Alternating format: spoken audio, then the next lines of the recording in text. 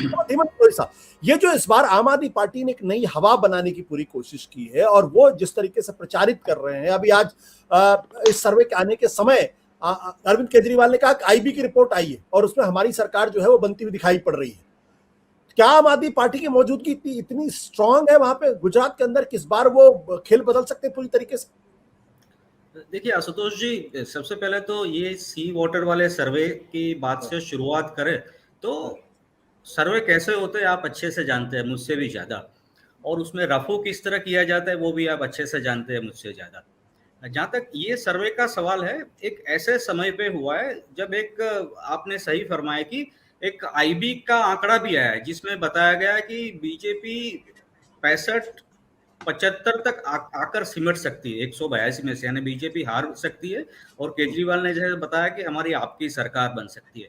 अब अभी ना इलेक्शन का ऐलान हुआ है, ना कोई कैंडिडेट डिक्लेयर हुआ है। इससे पहले इस तरह के सर्वे करना मेरे हिसाब से पूरी तरह हवाबाजी है, उसके अलावा और कुछ भी नहीं है। सर्वे में मैं सवालिया निशान नहीं उठाता सर्वे के आंकड़ों पर, सर्वे का भी अपना एक विज्ञान है। और ये सर्वे आप देखिए, गुजरात में 182 सीटें आप जानते हैं और 35-36 हजार लोगों के रिस्पॉन्स से सर्वे हुआ है। इसका मतलब 182 सीट, हर एक कॉन्स्टिट्यूंसी में करीबन 200 लोगों से बात की होगी। 3 से 5 लाख का वोटर लिस्ट होता है हर एक कॉन्स्टिट्यूंसी में औसतन, और उसमें से आप 200 लोगों से बात करते हैं, वही ऐसे समय जब अभी तो कोई पिक्चर क्लियर नहीं है, ना कैंडिडेट है, ना इलेक्शन कब होगा पता है, ना अभी कोई पानी स्थिर हुआ इलेक्शन का। अगर सर्वे की बात करनी जाए तो मुझे लगता है सटोरियो का एक बढ़िया सर्वे आ जाया है, सट्टा बाजार का।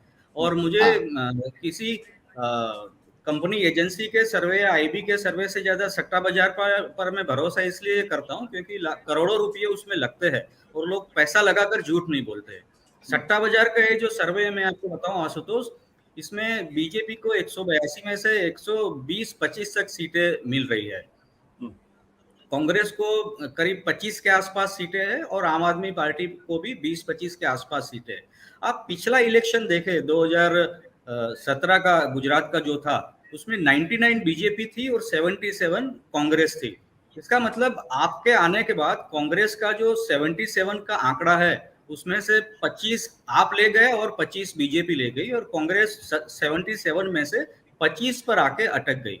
तो ये गुजरात में आखिर जो खेल है, अशोक सही कह रहे हैं, मिश्रा जी भी मेरे साथ सहमत हो गए, गढ़वी, और आपके पास तो काफी ज्ञान है चुनावों का आशुतोष, कि गुजरात में बीजेपी की सरकार बन रही, इसमें किसी को शक नहीं। क्योंकि गुजरात एक साइकोलॉजिकल फैक्टर है नरेंद्र मोदी के लिए। अगर उन्हें प्रधानमंत्री बने रहना है तो गुजरात का गढ़ जो अपना है, होम स्टेट है, वो गंवा नहीं सकते। गुजरात में बीजेपी की सरकार बनी रहनी चाहिए।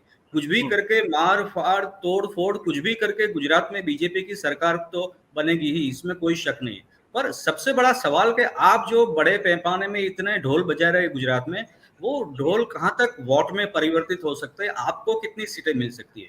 तो बीजेपी की सबसे बड़ी जो बात है वो ये है कि चुनाव की मशीनरी उनके पास जो है, मेहनत मशीनरी, और एक किलर्स इंस्टिंक्ट चुनाव जीतने की, राजनीति करने की, वो ना कांग्रेस में है और ना आप में भी इतनी नहीं है। जहां तक मशीनरी की बात करें, आपके पास कोई आर्मी नहीं है चुनाव लड़ने के लिए। आपके अरविंद केजरीवाल हर हफ्ते भले ही गुजरात में आके डेरा डाल दे, उन साथ साथ भगवंत मान आके यहाँ थोड़ी कॉमेडी कर ले लोगों के बीच, और राघव चड्ढा भी आ जाए, पर 3 लोगों के आने से, और ईशुदान गढ़वी और गोपाल इटालिया यहाँ के 2 लोग, 5 लोगों से गुजरात का चुनाव नहीं जीता जा सकता 6.5 करोड़ लोगों का।